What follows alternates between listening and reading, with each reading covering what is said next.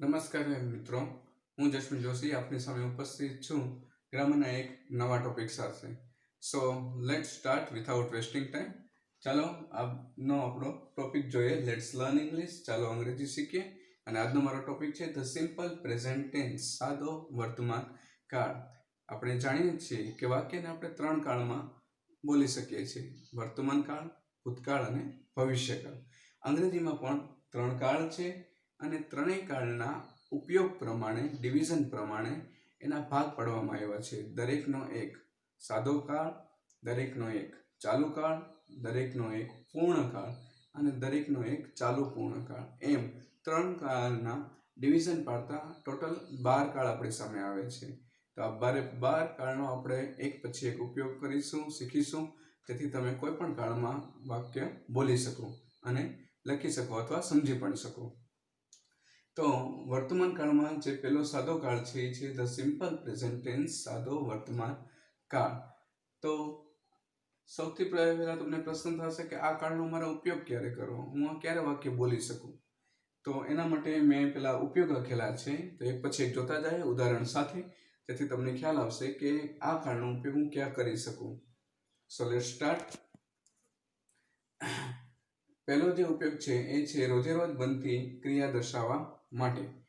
તો રોજે રોજ બનતી ક્રિયા દર્શાવવા માટે આપણે ઉઠીએ છીએ ત્યારથી સૂઈએ છીએ ત્યાં સુધી આપણે લોટ્સ ઓફ એક્શન કરીએ છીએ, ઘણી બધી ક્રિયાઓ કરીએ છીએ.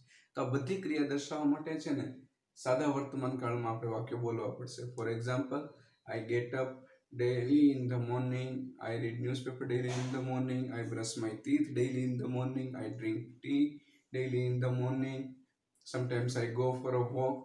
તો આ બધા જે છે એ રોજે રોજ બનતી ક્રિયા છે.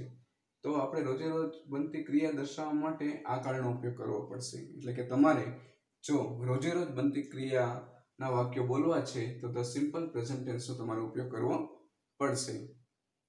બીજા ઉપયોગ તરફ જઈએ છીએ ટેવ કે આદત દર્શાવવા માટે. કોઈ વ્યક્તિની ટેવ હોય, આદત હોય, તો એ દર્શાવવા માટે પણ સાદા વર્તમાન કાળનો ઉપયોગ થાય છે. For example, I read newspaper daily in the morning, I go to library every Monday. દર સોમવારે હું લાઇબ્રેરીએ જાઉં છું. તો આ કોઈ ટેવ છે અથવા આદત છે, તો એ દર્શાવવા માટે પણ સાદા વર્તમાન કાળનો ઉપયોગ થાય છે. બે ઉપયોગ સમજમાં આવ્યા હશે. ત્રીજા ઉપયોગ તરફ જઈએ છીએ, એ છે વૈજ્ઞાનિક રીતે સાચા વાક્યો દર્શાવવા માટે. વૈજ્ઞાનિક રીતે સાચા એટલે કે વૈજ્ઞાનિક રીતે એ વાક્યો સાચા થયેલા હોય. ફોર એક્ઝામ્પલ, એક ઉદાહરણ આપીશ કે વોટર બોઇલ્સ એટ 100 સેલ્સિયસ. પાણી છે એ 100 ડિગ્રીએ તપી જાય છે. આ વૈજ્ઞાનિક રીતે સાચું થયેલું વાક્ય છે. તો આવા કોઈ પણ વાક્ય હશે કે જે વૈજ્ઞાનિક રીતે સાચા થયેલા હોય, એ વાક્ય દર્શાવવા માટે પણ ધ સિમ્પલ પ્રેઝન્ટ ટેન્સનો ઉપયોગ થશે. આગળ જોઈએ છે સત્ય સનાતન વાક્યો દર્શાવવા માટે. સત્ય સનાતન વાક્યો કોને કહીશું? તો કે ભૂતકાળમાં પણ એ વાક્ય સાચું હતું, અત્યારે પણ વાક્ય સાચું છે અને ભવિષ્યમાં પણ એ વાક્ય સાચું રહેશે. For example, the sun rises in the east. સૂર્ય પૂર્વમાંથી ઉગે છે. The sun sets in the west. સૂર્ય પશ્ચિમમાં આથમે છે. આવા વાક્યો છે કે જે સત્ય સનાતન વાક્ય છે. 2 and 2 make 4. 2 ને 2 4 થાય. તો આ સત્ય સનાતન વાક્ય છે. તો આવા વાક્યો દર્શાવવા માટે પણ સિમ્પલ પ્રેઝન્ટ ટેન્સનો ઉપયોગ થાય છે. નેક્સ્ટ, કોઈએ બોલેલા વાક્યો દર્શાવવા માટે. અહીંયા એક ખૂબ સરસ વાક્ય યાદ આવે છે મને. સાધુ સેડ, એક સાધુએ કહેલું, zero is the hero in mathematics. ગણિતમાં છે એ ઝીરો છે ને એ હીરો છે. તો કોઈ બોલેલા વાક્યો છે.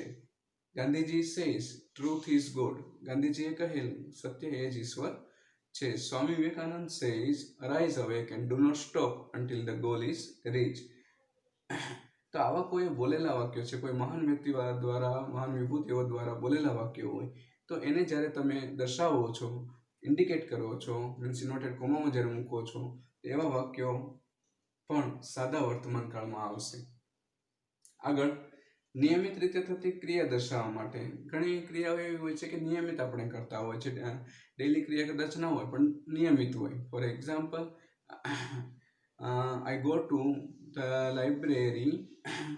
The library every Monday. હું દર સોમવારે લાઇબ્રેરી જાઉં છું.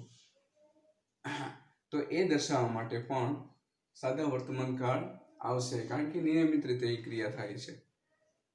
I play cricket every Sunday, હું દર રવિવારે ક્રિકેટ રમું છું, તો નિયમિત રીતે થતી ક્રિયા છે. તે દર્શાવવા માટે પણ સિમ્પલ પ્રેઝન્ટ ટેન્સનો ઉપયોગ થશે. અને લાસ્ટમાં છે કે કહેવતો કે રૂઢિપ્રયોગો દર્શાવવા માટે અંગ્રેજીમાં કહેવતો કે રૂઢિપ્રયોગો આવતા હોય તે દર્શાવવા માટે પણ તમારે સિમ્પલ પ્રેઝન્ટ ટેન્સનો ઉપયોગ કરવો પડશે. For example, barking dogs seldom bite, ભસતા કૂતરા ભાગ્યે જ કરડે. 2 and 2 makes 4, એ તો આપણે જોયું કે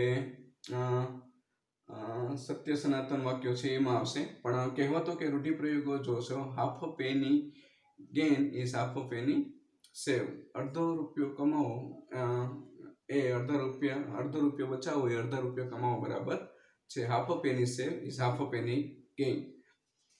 તે કહેવતો કે રૂઢિપ્રયોગો છે એ દર્શાવવા માટે પણ સિમ્પલ પ્રેઝન્ટ ટેન્સનો ઉપયોગ થશે. આ તો થઈ એના ઉપયોગની વાત કે આટલી જગ્યાએ મારે આ કાળનો ઉપયોગ હું કરી શકીશ. હવે તમને પ્રશ્ન થશે કે આ ઉપયોગ તો મને ખ્યાલ છે, ચલો રોજે રોજ બનતી ક્રિયા દર્શાવવા માટે મારે આ કાળનો ઉપયોગ કરવાનો છે, પણ વાક્ય કઈ રીતે બનશે? તો વાક્ય કઈ રીતે બનશે આમાંથી શીખવાનું છે આપણે કે વાક્ય કઈ રીતે બનશે. અને એમાં આપણે વિધાન વાક્ય અત્યારે જોઈ રહ્યા છે. વાક્યના પણ 4 પ્રકાર છે, એ અગાઉના પીરિયડમાં હું તમને બતાવી ચૂક્યો છું. વિધાન વાક્યને સમજવા માટે જોઈએ. વાક્ય રચના હશે એસ, વી અને ઓ, સબ્જેક્ટ, વર્બ અને ઓબ્જેક્ટ. અહીંયા આપણે એ જોવાનું છે કે તમારે કોઈ પણ હવે કાળ જ્યારે જોશું ત્યારે ક્રિયાપદ ઉપર તમારે સહેજ વધારે ભાર મૂકશો, કારણ કે એના આધારિત જ આપણે કાળને ઓળખ થશે અથવા આપણે કાળને ઓળખી શકીશું. પહેલા તો સબ્જેક્ટ આવશે. સબ્જેક્ટ તરીકે તમે કાંઈ પણ લઈ શકો, આઈ, વી, યુ, હી, શી, ઇટ, તે અથવા કોઈ પણનું નામ. વર્બ ક્રિયાપદ છે, એમાં શું આવશે? તો ક્રિયાપદનું મૂળરૂપ એટલે કે ગો હોય તો ગો આવે, પ્લે હોય તો પ્લે આવે, ઈટ હોય તો ઈટ આવે, સ્લીપ હોય તો સ્લીપ આવે, એ રીતે મૂળરૂપ. અથવા એ ન આવે તો એસ અથવા ઈએસ વાળું રૂપ આવશે. ક્રિયાપદને એસ અથવા ઈએસ વાળું રૂપ લાગેલું હશે. આ બેમાંથી કોઈ પણ એક રૂપ આવશે, કાં તો મૂળ રૂપ અથવા તો એસ અથવા ઈએસ વાળું રૂપ. અને એ કેના ઉપર આધારિત રાખશે? તો અહીંયા જે સબ્જેક્ટ આવ્યો હશે એને અનુસરી અને એસ અને એસ વાળું રૂપ મુકાશે. ત્યાર પછી ઓબ્જેક્ટ કર્મ આવશે વાક્યનું, અને પ્લસ એક્સ્ટ્રા વર્ડ્સ અને કોઈ જો વધારાના શબ્દો મૂકેલા હશે તો એ આવશે. આ થઈ એક્ટિવ વોઇસની રચના. એક્ટિવ અને પેસિવ વોઇસ પણ તમે સાંભળ્યું હશે, પણ કાળ જોઈ લીધા પછી એ એક્ટિવ અને પેસિવ વિશે આપણે સમજશું. અત્યારે એક્ટિવની વાક્ય રચના આપણે જોશું. તો વાક્ય કઈ રીતે બનશે એ તો તમે શીખી ગયા કે એસ, વી અને ઓ ઉપરથી વાક્ય બને. અને આ વર્બ કેવું હશે? તો મૂળ રૂપ હશે અથવા તો એસ અને ઈએસ વાળો રૂપ. તમને પાછો અગેન એક પ્રશ્ન થાય કે આમાં એસ ક્યારે મૂકો અને ઈએસ ક્યારે મૂકો, અથવા તો મૂળ રૂપ ક્યારે મૂકો? તો એ અહીંયા બતાવેલું છે મેં કે તમે વાક્યમાં ક્યારે એસ અથવા ઈએસ વાળું રૂપ મૂકશો એ જોઈજે. વાક્યમાં એસ અને ઈએસ વાળું રૂપ ક્યારે મૂકવું? જો વાક્યમાં કર્તા તરીકે હી, શી, ઇટ અથવા કોઈ નામ હોય, એટલે કે કર્તા તરીકે ત્રીજો પુરુષ એકવચન હોય, ત્યારે ક્રિયાપદમાં એસ અથવા ઈએસ વાળું રૂપ લાગે છે. અહીંયા સબ્જેક્ટ છે જે વાક્યનો પહેલા આવશે, એમાં કાં તો હી, શી, ઇટ હશે અથવા કોઈ પણ નામ હોય, તો આપણે વિચારવાનું છે કે ક્રિયાપદમાં એસ અથવા ઈએસ લાગશે. બરાબર છે? તો ત્રીજો પુરુષ એકવચન હોય સબ્જેક્ટ તરીકે, તો તમારે વિચારવાનું છે કે ક્રિયાપદમાં એસ લાગશે કે ઈએસ લાગશે. બાકી બધામાં તો મૂળ રૂપ જ આવશે. ફોર એક્ઝામ્પલ, વાક્યની શરૂઆત આઈ થી થાય છે, તો આઈ છે એ પહેલો પુરુષ એકવચન છે, એટલે એની સાથે પ્લે જ આવશે. પણ વાક્યની શરૂઆત ધારો કે હી થી થાય છે, તો હી છે એ હું નથી, તમે નથી, કોઈ ત્રીજી વ્યક્તિ છે, એટલે કે ત્રીજા પુરુષ માટે વપરાયેલો શબ્દ છે હી. તો આ ક્રિયાપદ પ્લે એટલે રમવું છે, તેની પાછળ એસ લાગશે.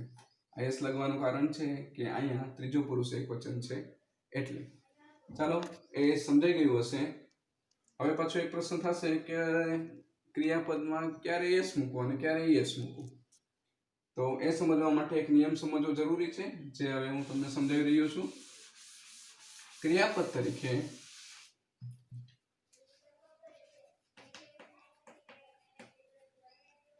ક્રિયાપદના અંતે જો S double S SH CH x કે ઓ આવતો હોય તો ક્રિયાપદને એસ અથવા ઈએસ લાગે છે. તો અહીંયા ક્રિયાપદને એસ અથવા ઈએસ લાગે છે જો આ આટલા શબ્દોથી ક્રિયાપદનો અંત થતો હોય તો તમારે ઈએસ પ્રત્યે લગાડવાનો છે.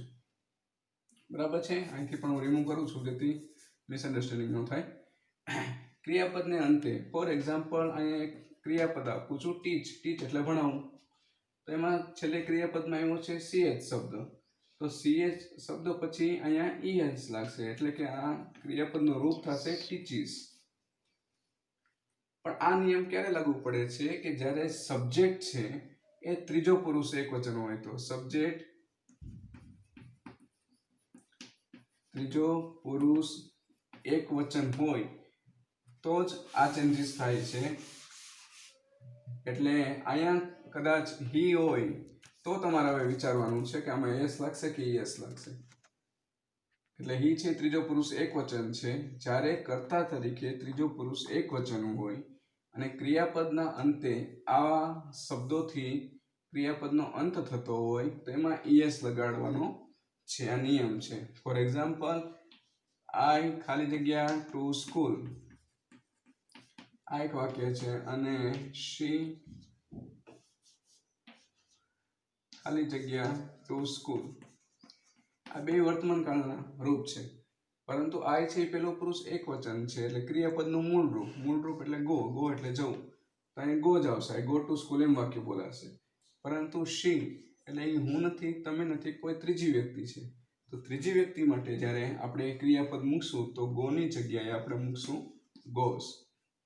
અને યસ શું કામ લાગ્યું છે એનો નિયમ આ છે કે ક્રિયાપદને અંતે અહીંયા ઓ આવે છે એટલે એની પાછળ ઈએસ લાગ્યું છે. પરંતુ આપણે કોઈ પણ વાક્ય જોશું. ફોર એક્ઝામ્પલ હી ખાલી જગ્યા ક્રિકેટ આ રીતે વાક્ય આપેલું છે. કૌંસમાં શબ્દ છે પ્લે. તો હવે એ શબ્દ આવ્યો એટલે અહીંયા આપણે જોવાનું છે. તો છેલ્લે વાક્યની જ્યાં ક્રિયાપદ પૂરું થાય છે એ વાય થી પૂરું થાય છે એટલે અહીંયા આ નિયમ લાગુ નહીં પડે. એટલે એની પાછળ ફક્ત એસ લાગશે. હી પ્લેઝ ક્રિકેટ. આના સિવાયના બધા રૂપમાં એસ લાગશે. પણ એ ક્યારે લાગશે? રિમેમ્બર, યાદ રાખશો કે જો કર્તા તરીકે ત્રીજો પુરુષ એક વચન હોય તો અહીંયા હીની જગ્યાએ આઈ, વી, યુ અથવા ધે હોય તો તમારે મૂળ રૂપ જ મૂકી દેવાનું છે. અહીંયા એમ હોય કે વી ખાલી જગ્યા ક્રિકેટ અને કૌંસમાં આપણે શબ્દ એ જ આપેલો છે. તો અહીંયા આ વિચારવાનું જ નથી કારણ કે અહીંયા ત્રીજો પુરુષ એક વચન નથી. ન હોય તો જે રૂપ હોય એ નહીં આવશે. We play cricket. આ રીતે તમારે વિચારવાનું ક્યારે છે? ક્રિયાપદમાં એસ અને એસ લાગશે જો અહીંયા ત્રીજો પુરુષ એક વચન હોય તો. આશા રાખું છું કે તમને આજનો જે સિમ્પલ પ્રેઝન્ટ ટેન્સ છે, સાદો વર્તમાન કાળ, એનું વિધાન વાક્ય કઈ રીતે બનાવવું એ તમને ખ્યાલ આવ્યો હશે. આશા રાખું છું હવે પછીનો જે કંઈ વિડીયો આવશે સિમ્પલ પ્રેઝન્ટ ટેન્સ એમાં પ્રશ્નાર્થ વાક્ય પણ હોય છે, નેગેટિવ વાક્ય પણ હોય છે. તો આપણે એક પછી એક આ રીતે વાક્યોને સમજશું. આજનો ટોપિક હતો ધ સિમ્પલ પ્રેઝન્ટ ટેન્સ વિધાન વાક્ય અને એ વિધાન વાક્યને મેં સમજાવવાનો પ્રયત્ન કર્યો છે. જો તમને મારો આ વિડીયો ગમ્યો હોય, પસંદ પડ્યો હોય તો એને લાઈક કરો, શેર કરો અને સબસ્ક્રાઈબ કરો. અને યાદ રાખો, ઘરમાં રહો, સુરક્ષિત રહો. જય હિન્દ.